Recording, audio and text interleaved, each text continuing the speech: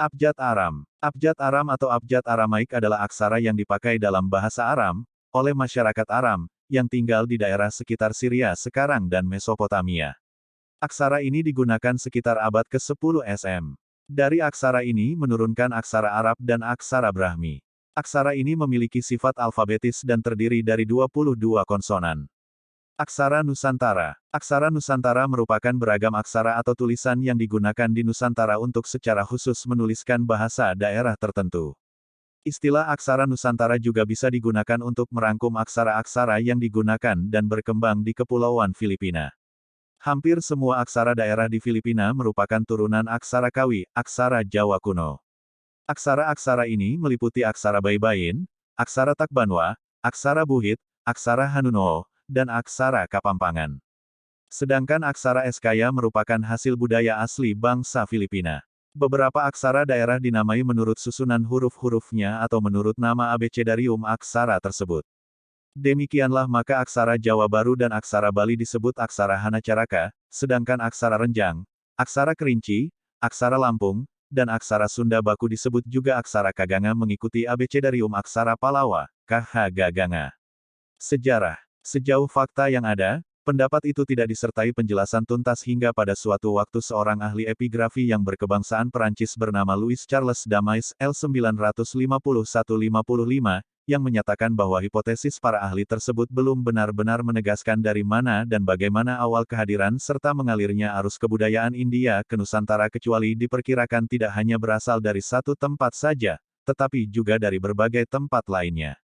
Walaupun tidak dimungkiri bahwa aksara-aksara di Nusantara memang metampakkan aliran India Selatan atau aliran India Utara, namun juga cukup rumit dan sulit ditentukan dari mana kepastian awalnya sebab meskipun ada mirip India, tetapi kebudayaan India tidaklah berperan sepenuhnya terhadap lahirnya aksara di Nusantara khususnya suku bangsa yang menghasilkan sumber tertulis dengan mempergunakan aksara-aksara nasional atau aksara daerah yang tergolong kuno itu. Ada asumsi bahwa kebudayaan India datang ke Nusantara semata karena peran cendekiawan Nusantara sendiri yang telah turut ambil bagian ke kancah pergaulan politik internasional, tetapi tidak berarti bahwa di kala itu bangsa Nusantara belum mengenal aksara sebagai alat melakukan interaksi sosial dengan bangsa-bangsa lain. Di sini penulis menyimpulkan bahwa kemungkinan besar peradaban tulis-menulis berawal dari Nusantara. Kita bisa lihat dari bentuk tulisan yang mendasari tulisan hieroglif. Ibrani kuno adalah tulisan yang mempunyai kemiripan dengan tulisan yang ada di Nusantara. Kita bisa lihat dari bentuk-bentuk aksara angka dan tulisan asli Nusantara di bawah ini. Wujud ataupun bentuk aksara yang berperan pada periode itu pun sesungguh-sungguhnya merupakan hasil daya cipta cendekiawan lokal yang telah meramu secara selektif unsur-unsur asing dari berbagai aliran yang pada klimaksnya mencapai kesepakatan gaya jenis dan bentuk aksara sesuai kondisi wilayah budaya.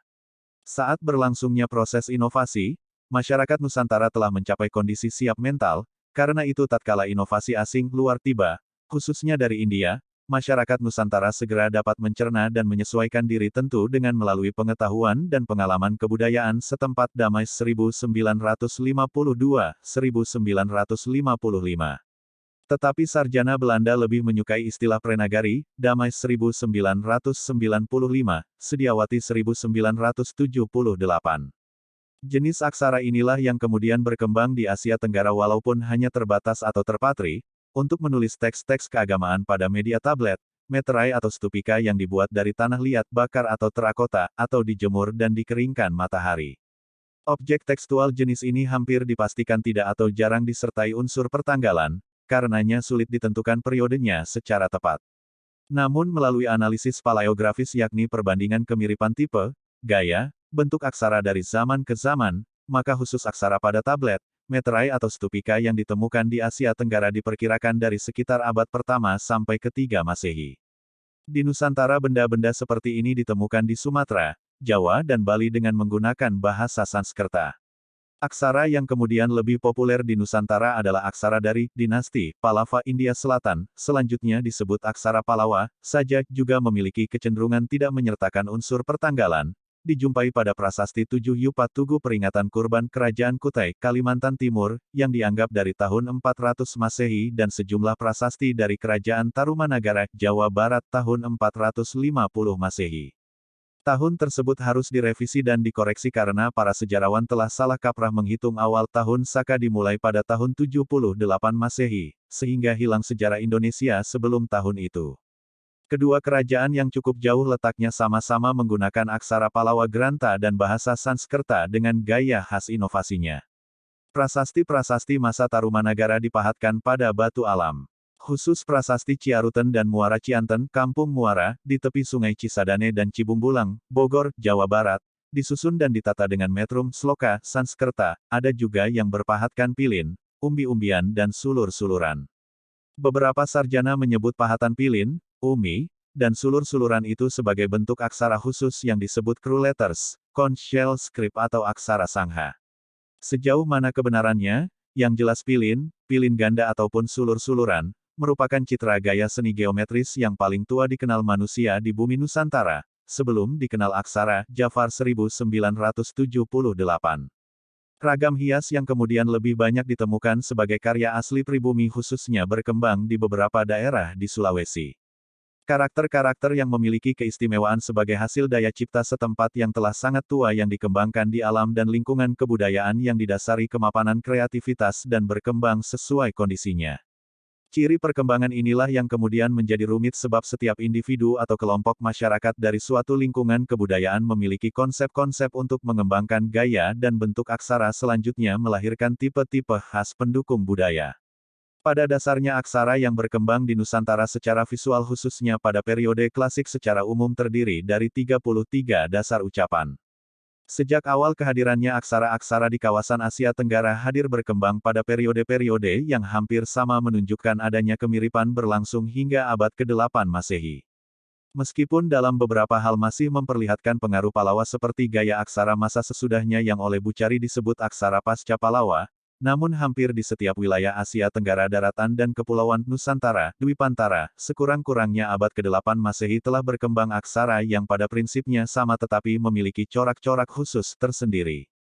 Gaya dan jenis aksara sebagian besar mirip aksara pada sejumlah dokumen sumber tertulis di Sumatera dan Jawa mempergunakan jenis bahasa pengantar yang dikenal berkembang pada masing-masing daerah pendukung budaya di antaranya Malayu kuno, Jawa kuno, Sunda kuno dan Bali kuno. Beberapa pendapat menyatakan bahwa kemungkinan aksara-aksara yang hadir di Nusantara merupakan perkembangan dari aksara Palawa namun ciri dan pertaliannya masih belum benar-benar dijelaskan, sebab diferensiasi ciri atas aksara-aksara lokal dan kaitannya kepada Palawa terlampau jauh.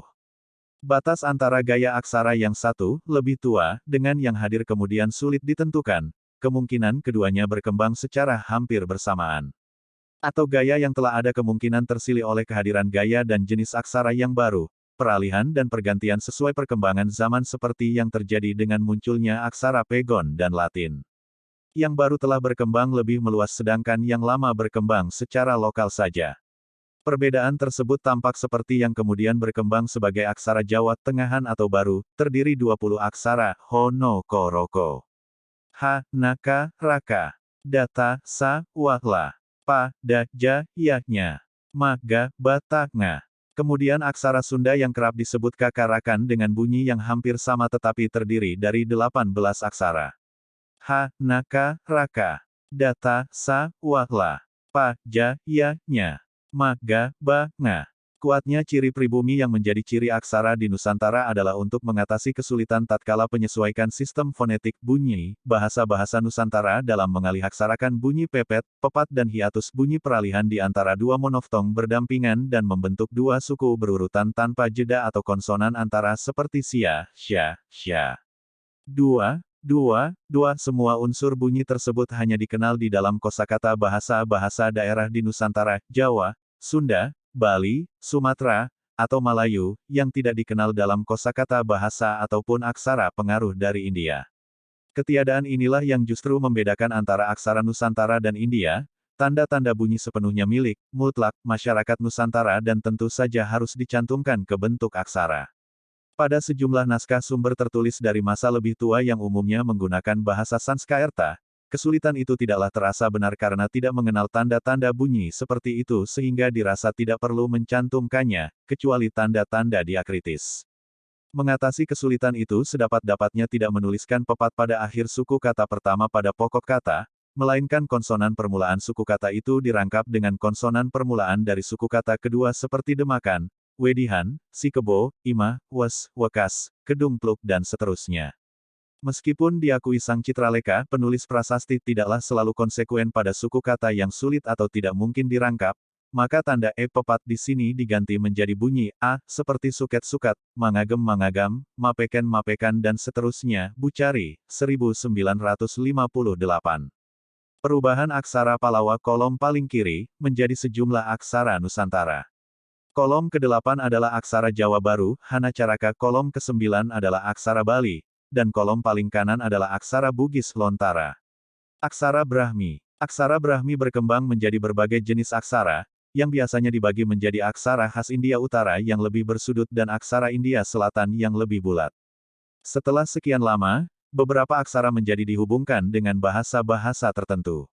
Aksara India Selatan menyebar ke Asia Tenggara sementara aksara khas India Utara menyebar ke Tibet.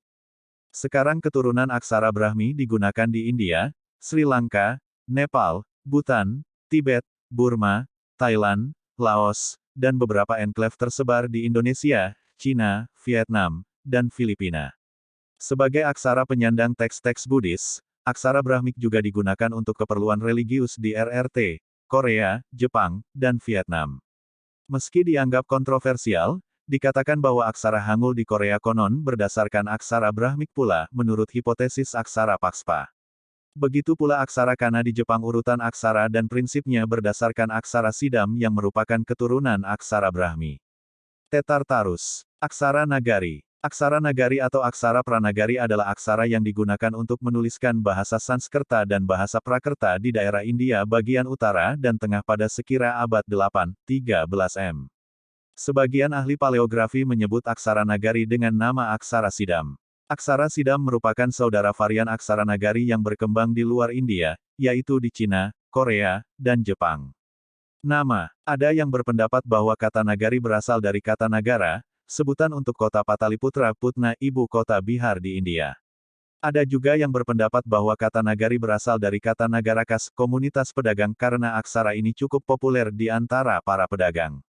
Namun pendapat yang umum dianut adalah bahwa kata Nagari merupakan bentuk feminim dari kata Nagara yang dalam bahasa Sanskerta berarti kota. Istilah aksara Nagari berarti aksara kota, istilah ini juga bisa bermakna aksara orang-orang yang sudah berbudaya. Asal-usul dan perkembangan. Aksara Nagari selama ini dianggap merupakan turunan aksara Gupta yang berkembang di India Utara bagian timur, sedangkan aksara Gupta yang berkembang di India Utara bagian barat berevolusi menjadi aksara Sarada. Sementara aksara Gupta yang berkembang di India Selatan berevolusi menjadi aksara Palawa. Aksara Gupta itu sendiri merupakan turunan aksara Brahmi, induk semua aksara di Asia Selatan dan Asia Tenggara. Di kemudian hari aksara Nagari menurunkan aksara Dewa Nagari, aksara Nandi Nagari, aksara Jaina Nagari, aksara Mahajani, aksara Gujarati, aksara Kaiti, dan aksara Modi. Aksara Nagari di Indonesia. Aksara Nagari digunakan untuk menuliskan prasasti di Sumatera, Jawa, Bali, dan Karimun Besar. Prasasti-prasasti di Indonesia yang menggunakan aksara Nagari yaitu, Prasasti Kalasan, Prasasti Batu, Prasasti Kelurak, Prasasti Batu, Prasasti Sanur, Prasasti Belanjong, Prasasti Batu, Prasasti Aek Sangkilon, Lempeng Emas, Prasasti Tandihati, Lempeng Emas, dan Prasasti Pasir Panjang, Prasasti Batu. Aksara ini juga sering digunakan untuk menuliskan mantra agama pada lapik arcap Prasasti Amogapasa dari Candi Jago di Malang, tablet tanah liat, tablet tanah liat di dalam stupika-stupika dari Pejeng di Gianyar, dan dinding Candi, Candi bungsu dari Kompleks Muara Takus di Kampar. Pada masa klasik, aksara ini dianggap identik dengan agama Buddha Mahayana. Satu-satunya contoh penggunaan aksara Nagari tanpa kaitan dengan agama Buddha hanya dijumpai pada Prasasti Sanur. Pada bahasan lain dari buku ini penulis telah menjelaskan bahwa bahasa Nagari bukan dari India. Aksara atau bahasa Nagari berawal dan bersumber dari Nusantara Indonesia terdahulu. Publikasi aksara dan bahasa Nagari dari India adalah tidak berdasar dan ini yang harus segera diluruskan. Aksara Palawa atau kadangkala ditulis sebagai Palava adalah sebuah aksara yang berasal dari aksara Nusantara. Aksara ini sangat penting untuk sejarah di Indonesia karena aksara ini merupakan aksara dari mana dianggap aksara India bagian selatan diturunkan. Di Nusantara bukti terawal adalah Prasasti Mulawarman di Kutai, Kalimantan Timur. Bukti tulisan terawal yang ada di Jawa Barat dan sekaligus Pulau Jawa, yaitu Prasasti Tarumanagara, juga ditulis menggunakan aksara Palawa. Nama aksara ini berasal dari dinasti Pallava yang pernah berkuasa di selatan India antara abad ke-4 sampai abad ke-9 Masehi. Dinasti Pallava adalah sebuah dinasti yang oleh sejarawan dianggap memeluk aliran Jainisme. Sejatinya dasar konsep agama yang terlahir di India adalah dharmik. Ajaran inilah yang mendasari lahirnya ajaran di India dan ini bersumber dari Nusantara Indonesia terdahulu. Leluhur bangsa Indonesia terdahulu para Brahman disebut oleh sejarawan Eropa sebagai Brahmanism. Sebelum Veda dituliskan mereka adalah kaum Saka. Para Aryan membawa ajarannya, dharmik original, keluar Nusantara mendasari lahirnya Buddhism, Hinduism dan Jainism. Ajaran Brahmana, dharmik, yang dibawa kaum Arya Cakya, Saka, adalah leluhur kita jauh sebelumnya dan di kemudian hari menjadikan munculnya penafsiran terhadap kitab suci catur Veda yang melahirkan Aranyaka dan Upanishad. Veda dipelajari dan ditafsirkan dengan bebas. Kebebasan ini menyebabkan timbulnya beberapa ajaran dan aliran yang berbeda-beda. Pada tahun 563 sampai 483 SM, lahir Siddhartha Gautama tokoh Buddhism. Pada tahun 549 sampai 477 SM, lahir Mahavira tokoh Jainism. Pada abad 9 M, era Inggris di India lahir ajaran yang tidak berasal dari seorang pendiri atau satu titik waktu sebagaimana ajaran lain untuk membedakan tidak keduanya terdahulu juga tidak Islam, berbasis Vedic. Di Savarnatvipa Indonesia pada masa yang lebih tua lagi, jauh sebelum zaman Veda 6500 SM telah ada ajaran yang dianut yaitu Dharma. Ajaran asli Nusantara kaum Saka nenek moyang kita, disinilah sumber dasar utama ajaran, dharmik original. Bisa jadi aksara Palawa adalah aksara yang berawal dari Nusantara yang mengalami perubahan di tanah India, jadi anggapan bahwa aksara Nusantara berawal dari India tidak mutlak kebenarannya. Aksara Kawi, bahasa Sanskerta, Kavi yang berarti, pujangga, adalah aksara Brahmi historis yang pernah digunakan di wilayah maritim Asia Tenggara sekitar abad 8 hingga 16 Masehi. Aksara ini terutama digunakan di wilayah Jawa dan Bali, Indonesia, namun beberapa prasasti bertulis Kawi telah ditemukan sampai sejauh Filipina. Aksara ini digunakan untuk menulis bahasa Sanskerta dan Jawa kuno. Aksara Kawi pada perkembangannya menjadi nenek moyang dari aksara-aksara tradisional Indonesia seperti aksara Jawa, Bali, Sunda, dan lain-lain. Ciri-ciri. Suku kata K ditulis dengan satu huruf. Tanda baca mengubah, menambah, atau menghilangkan vokal suku kata tersebut. Huruf mempunyai bentuk subskrip untuk menulis tumpukan konsonan. Aksara Kawi adalah sebuah abugida. Tiap hurufnya merepresentasikan sebuah suku kata dengan vokal A, yang dapat diubah dengan penggunaan tanda baca. Aksara ditulis tanpa spasi, scriptio continua. Aksara Kawi memiliki sekitar 47 huruf, namun terdapat sejumlah huruf yang bentuk dan penggunaannya tidak diketahui pasti karena sedikitnya contoh yang ditemukan dalam prasasti bertulis Kawi. Sejumlah tanda baca mengubah vokal layaknya harakat pada abjad Arab, dan menambahkan konsonan akhir. Beberapa tanda baca dapat digunakan bersama-sama, namun tidak semua kombinasi diperbolehkan. Tanda baca teks termasuk koma, titik, serta tanda untuk memulai dan mengakhiri bagian-bagian teks. Aksara Kawi memiliki bentuk subskrip huruf yang digunakan untuk menulis tumpukan konsonan, setara dengan pasangan dalam aksara Jawa dan pangangge dalam aksara Bali.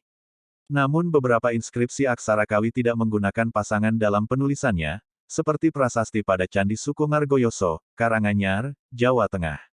Berikut contoh penulisan aksara Kawi dengan sampel teks dari Kakawin Ramayana. Jahni Yahning Talaga Kadi Langit, air telaga jernih bagaikan langit. Cuplikan dari Kakawin Ramayana, 1631, Bramara Wilasita. Sejarah. Aksara Jawa kuno berasal dari aksara Palawa yang mengalami penyederhanaan bentuk huruf pada sekira abad 8. Aksara Palawa itu sendiri merupakan turunan aksara Brahmi dan dianggap berasal dari daerah India bagian selatan atau penulis malah menganggap aksara Nusantara lah yang mendasari terbentuknya aksara di India.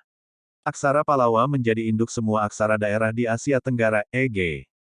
aksara Tai, aksara Batak, aksara Burma. Perbedaan terpenting antara aksara Palawa dengan aksara Jawa kuno antara lain adalah aksara Jawa kuno memiliki vokal e-pepet dan vokal e-pepet panjang, sedangkan aksara Palawa tidak memiliki vokal e-pepet atau vokal e-pepet panjang. Aksara Jawa kuno cukup sering menggunakan tanda firama untuk menghilangkan vokal pada huruf konsonan, sedangkan aksara Pallawa biasanya hanya menggunakan firama di akhir kalimat atau di akhir bait. Reproduksi sebuah prasasti bertulis Kawi yang disimpan di Museum Budaya Batavia. Prasasti bertulis Kawi yang difoto di Sumatera. Prasasti bertuliskan aksara Kawi. Batu tulis Aditya Warman di Pagaruyung. Aksara-aksara Sunda kuno merupakan perkembangan dari aksara Pallawa yang mencapai taraf modifikasi bentuk khasnya sebagaimana yang digunakan naskah-naskah lontar pada abad 16.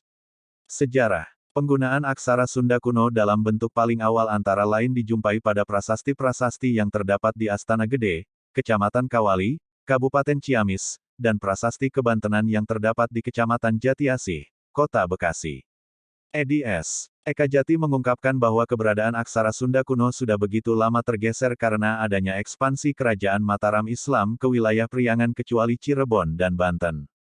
Pada waktu itu para menak Sunda lebih banyak menjadikan budaya Jawa sebagai anutan dan tipe ideal. Akibatnya, kebudayaan Sunda tergeser oleh kebudayaan Jawa. Bahkan banyak para penulis dan budayawan Sunda yang memakai tulisan dan ikon-ikon Jawa. Bahkan VOC pun membuat surat keputusan, bahwa aksara resmi di daerah Jawa Barat hanya meliputi aksara Latin, aksara Arab gundul Pegon, dan aksara Jawa Cacarakan. Keputusan itu ditetapkan pada tanggal 3 November tahun 1705. Keputusan itu pun didukung para penguasa Cirebon yang menerbitkan surat keputusan serupa pada tanggal 9 Februari tahun 1706. Sejak saat itu aksara Sunda kuno terlupakan selama berabad-abad. Masyarakat Sunda tidak lagi mengenal aksaranya. Kalaupun masih diajarkan di sekolah sampai penghujung tahun 1950-an, rupanya salah kaprah. Pasalnya, yang dipelajari saat itu bukanlah aksara Sunda kuno, melainkan aksara Jawa yang diadopsi dari Mataram dan disebut dengan aksara Cacarakan. Aksara Sunda kuno umumnya dijumpai pada naskah-naskah berbahan daun lontar yang tulisannya digoreskan dengan pisau. Naskah yang ditulis menggunakan aksara ini diantaranya adalah Bujangga Manik, Sewaka Dharma, Carita Ratu Pakuan, Carita Parahyangan, Fragmen Carita Parahyangan, dan Carita Warugaguru. Aksara Sunda kuno terdapat pada kolom 89-92 di dalam tabel Van Oud and New Indische Alphabeten, Hole, 1882. Dalam perkembangannya, aksara Sunda kuno tidak mempertahankan huruf-huruf dari aksara Kawi yang tidak digunakan dalam bahasa Sunda kuno. Huruf-huruf aksara Kawi yang punah pada aksara Sunda kuno yaitu 1. Huruf konsonan, meliputi huruf H, Ga, Ca, Ja, Ta, Ta, Da, Da, Na, Ta, Da, Pa, Ba, Sa, dan Sa. 2. Huruf vokal, meliputi huruf A panjang, I panjang, U panjang, R panjang, dan L panjang. Sebagian besar naskah maupun prasasti tidak membedakan huruf dan tanda diakritik antara bunyi pepet dengan pepet panjang, walaupun demikian beberapa naskah membedakan huruf dan tanda diakritik antara bunyi dengan O. Sunda kuno dan Sunda baku. Pada awal tahun 2000-an pada umumnya masyarakat Jawa Barat hanya mengenal adanya satu jenis aksara daerah Jawa Barat yang disebut sebagai aksara Sunda.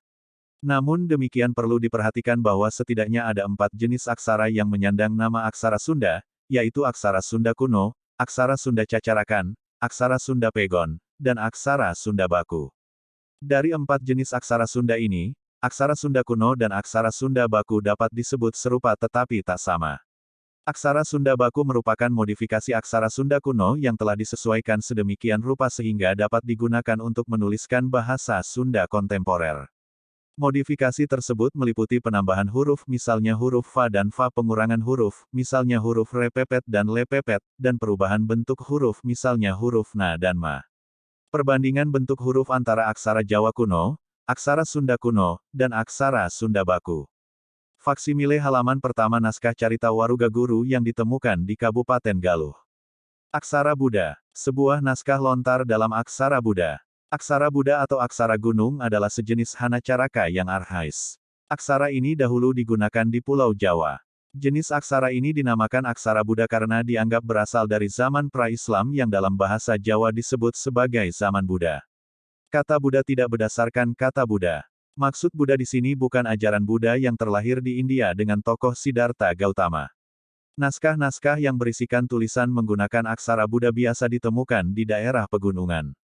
Karena itu jenis aksara ini juga disebut dengan istilah, aksara gunung. Aksara suku. Prasasti suku.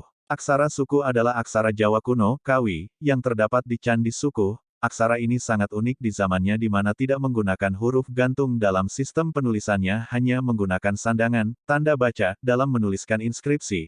Untuk saat ini merupakan prasasti tertua dengan sistem tulis tanpa huruf gantung yang ternyata kemudian cukup banyak aksara daerah di Indonesia bahkan di Filipina yang menggunakan sistem tulis ini karena dianggap mudah dan sederhana dalam aturan tulisnya. Gambar inskripsi di samping terdapat pada bagian ekor sang Garuda yang ada di lokasi Candi Suku berbunyi. Lawas Rajek Wesi Dukpiner Kapetek Dene Wong Medangki Hempur Rama Karubu Alabu Geni Harbut Bumi Kacaritane Babajang Mara Mari Setra Hanang Tangbango. Menurut bacaan Darmo Sutopo, 1984. Pada intinya inskripsi ini merupakan Surya Sengkala yang melambangkan tahun 1363 Saka. Aksara Sunda Baku. Aksara Sunda Baku merupakan sistem penulisan hasil penyesuaian aksara Sunda kuno yang digunakan untuk menuliskan bahasa Sunda kontemporer. Saat ini aksara Sunda Baku juga lazim disebut dengan istilah aksara Sunda. Perbandingan antara aksara Sunda Baku dan Sunda kuno. Sebagaimana diungkapkan di atas, aksara Sunda Baku merupakan hasil penyesuaian aksara Sunda kuno yang digunakan untuk menuliskan bahasa Sunda kontemporer. Penyesuaian itu antara lain didasarkan atas pedoman sebagai berikut. Bentuknya mengacu pada aksara Sunda kuno sehingga keasliannya dapat terjaga. Bentuknya sederhana agar mudah dituliskan. Sistem penulisannya berdasarkan pemisahan kata demi kata. Ejaannya mengacu pada bahasa Sunda mutakhir agar mudah dibaca. Dalam pelaksanaannya, penyesuaian tersebut meliputi penambahan huruf misalnya huruf fa dan fa, pengurangan huruf misalnya huruf repepet dan lepepet, dan perubahan bentuk huruf misalnya huruf na dan ma. Sistem penulisan aksara Sunda Baku. Aksara suara. Representasi grafis. Berdasarkan letak penulisannya, 13 rarangken dikelompokkan sebagai berikut. Rarangken di atas huruf sama dengan 5 macam. Rarangken di bawah huruf sama dengan 3 macam. Rarangken sejajar huruf sama dengan 5 macam. A. Rarangken di atas huruf. B. Rarangken di bawah huruf. C. Rarangken sejajar huruf angka. Aksara Jawa Baru. Aksara Jawa Baru merupakan hasil pembakuan aksara Jawa Kuna dalam kurun waktu abad ke-8 sampai dengan abad ke-18 Masehi dengan memilih dan memperkirakan bentuk baku dari aksara Jawa Kuna. Keragaman bentuk huruf dan sandangan aksara Jawa Kuna dalam kurun tersebut dipilih berdasarkan huruf dan sandangan yang mudah ditulis, diingat dan mudah dibedakan antar sesamanya sedangkan sistem penulisan hasil penyesuaian sistem penulisan aksara suku sekitar abad ke-14 Masehi yang tidak menggunakan huruf gantung. Aksara ini digunakan untuk menuliskan bahasa Jawa kontemporer. Aksara Jawa Baru juga lazim disebut dengan istilah aksara Nusantara. Latar belakang dan sejarah. Kebutuhan akan aksara milik sendiri yang mudah digunakan, efektif dan efisien dalam penulisan modern mendorong untuk merekonstruksi aksara Jawa Kuna sebagai wujud kesinambungan kepemilikan aksara. Perbandingan antara aksara Jawa Baru dan aksara Jawa Kuna. Aksara Jawa Baru merupakan hasil rekonstruksi aksara Jawa Kuna yang digunakan untuk menuliskan bahasa Jawa kontemporer. Penyesuaian itu antara lain didasarkan atas pedoman sebagai berikut. Bentuknya mengacu pada aksara Jawa Kuna dalam kurun abad ke-8 sampai abad ke-16 Masehi sehingga keasliannya dapat terjaga. Bentuk huruf dipilih yang paling mudah diaplikasikan dan mudah dibedakan antar huruf. Sistem penulisan tidak menggunakan huruf gantung karena alasan penghematan ruang tulis. Sistem penulisannya berdasarkan pemisahan kata demi kata. Ejaannya mengacu pada bahasa Jawa mutakhir agar mudah dibaca. Dalam pelaksanaannya, penyesuaian tersebut meliputi penambahan aksara rekan misalnya huruf fa dan fa, huruf repepet dan lepepet sangat jarang digunakan, aksara suara selain a tidak digunakan dan penyesuaian angka dalam basis horizontal.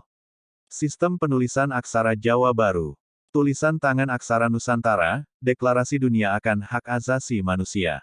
Aksara Jawa Baru, aksara Nusantara terdiri dari 20 aksara wianjana, huruf ngelegena, 20 aksara rekan, huruf jarang digunakan, 20 sandangan, diakritik, 10 aksara suara, huruf vokal, 7 aksara dirgaswara, huruf vokal panjang.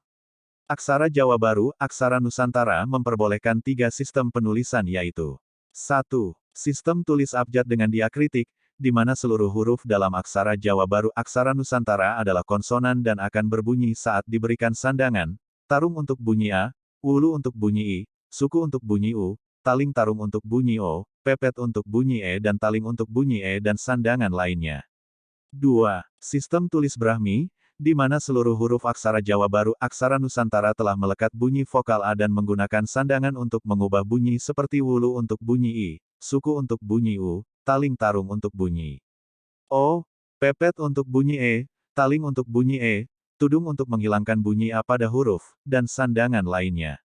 3. Sistem tulis abjad tanpa diakritik, di mana seluruh huruf aksara Jawa Baru, aksara Nusantara telah melekat bunyi vokal A, dituliskan tanpa menggunakan sandangan di mana pembaca membedakan bunyi huruf dengan cara melihat kombinasi huruf.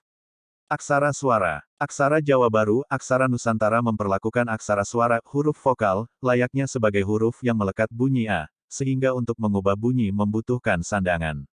Aksara Wianjana. Aksara Wianjana adalah aksara ngelegena merupakan aksara asli dalam bahasa Jawa, sehingga intensitas penggunaannya sangat tinggi. Berikut huruf Ja yang mendapatkan sandangan, diakritik. Aksara rekan. Aksara rekan merupakan aksara yang sangat jarang digunakan dalam penulisan bahasa Jawa, tetap digunakan dalam intensitas kecil. Aksara Jawa Baru menggunakan simbol yang dikenal dalam hubungan internasional. Contohnya, tanda seru, tanda tanya, tanda kutip, tanda kurung siku. Surat Batak adalah nama aksara yang digunakan untuk menuliskan bahasa-bahasa Batak yaitu bahasa Angkola Mandailing, Karo, Papak Dairi, Surat Batak, Simalungun, dan Toba. Surat Batak masih berkerabat dengan aksara Nusantara lainnya seperti Surat Ulu di Bengkulu dan Sumatera Selatan, Surat Incung di Kerinci, dan Hat Lampung. Aksara ini memiliki beberapa varian bentuk, tergantung bahasa dan wilayah. Secara garis besar, ada 5 varian Surat Batak di Sumatera, yaitu Angkola Mandailing, Karo, Papak Dairi, Simalungun, dan Toba. Aksara ini wajib diketahui oleh para datu, yaitu orang yang dihormati oleh masyarakat Batak karena menguasai ilmu sihir, ramal, dan penanggalan. Kini, aksara ini masih dapat ditemui dalam berbagai pustaka, yaitu kitab tradisional masyarakat Batak.